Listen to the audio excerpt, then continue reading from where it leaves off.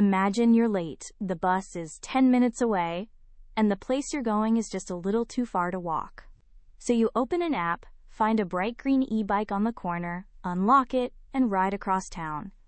That small city moment is the doorway into Lime's IPO story. The company going public is Neutron Holdings, better known as Lime. It rents electric bikes and scooters for short trips in cities, and its stock market nickname will be Lime. On the cursor stocks, the big question is simple. Is Lime a real transportation business already, or still a big bet on city habits? Lime was founded in 2017 in San Francisco by Brad Bao and Toby Sun, and it's now led by CEO Wayne Ting, a former Uber executive. That's useful context because this wasn't just a cute scooter experiment. It grew through a brutal market, a pandemic shock, and a major Uber-backed reset. Lime doesn't make money by selling you the bike. It owns or manages the vehicles, puts them around cities, and charges riders for quick trips through the app. So the business depends on a very practical question. Can enough people use these bikes often enough to cover repairs, batteries, city rules, and operations? The problem Lime is chasing is the awkward middle of city travel. Too short for a ride share, too long to walk, and sometimes too annoying for public transit. If Lime can make that little trip feel easy, the company turns convenience into revenue, which is the money coming in before expenses. The rider sees a simple price on a phone screen. Behind that price, Lime has to place vehicles where people need them, keep them charged, fix them, and win permission from cities. That's why this is not just an app story. It's an app attached to a messy, physical fleet on real streets. The IPO is the moment a private company starts selling tiny ownership pieces of itself on the stock market. Lime is set to list on the NASDAQ on July 1, 2026, under Lime. It plans to offer about 6.96 million shares, priced between $24 and $26, raising about $180.9 million if priced near the top. Companies go public for a few reasons: to raise money, to give early backers a path to sell later, and to make the business more visible. For Lime, the raise is not tiny, but it is also not the whole story. It's about 1/5 of last year's revenue, so investors will look past the headline. Here's a key beginner lesson. The share price tells you what one tiny piece costs, but it doesn't automatically tell you what the whole company is worth. That whole company price tag is called market cap, and Lime's final IPO valuation has not been set here, so don't pretend the price tag is clearer than it is. The growth story is easy to picture if you return to that short city ride. More riders, more cities, and more repeat trips can make each parked bike more valuable.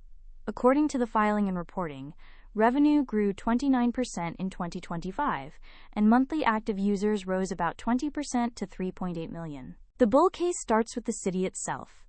Cities are crowded, parking is expensive, and many trips are too short for a car. Lime's hope is that the green bike on the corner becomes normal infrastructure, something people don't overthink.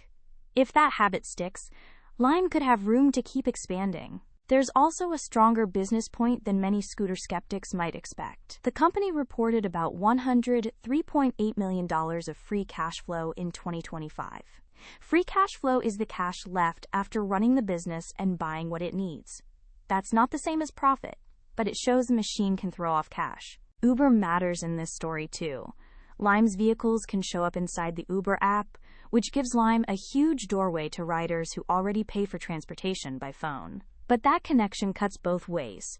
The filing says the Uber integration brought in about 14% of Lime's 2025 revenue. Now the catch. Lime also has a balance sheet problem, which means a problem with what it owns, owes, and can pay. According to the filing, it had about $675.8 million of principal due by the end of 2026, while cash and equivalents were about $261 million at the end of March. That doesn't mean Lime is doomed, but it explains why this IPO matters. If you're the person unlocking a bike, debt feels invisible. If you're the investor, it is very visible. The business may be growing, but public shareholders are also being asked to help fund a company with real obligations coming due. The other big risk is that Lime lives on public streets, not inside a clean software dashboard. Cities can change rules. Riders can park badly.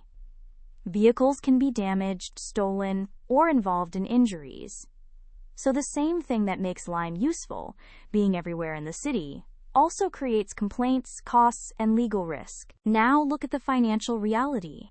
In its latest full year, Lime brought in about $886.7 million of revenue, but still posted a net loss of about $59.3 million. Revenue is how much flows in. Profit is what stays after the bills are paid. Lime is growing, but it is not fully past the profit test. Competition is another reason investors will argue. Lime is not the only company trying to own short city trips. The prospectus and reporting point to other bike and scooter operators, plus larger transportation platforms. If a city gives someone else better access, Lime's green bike may not be the one waiting on the corner. So come back to the central question.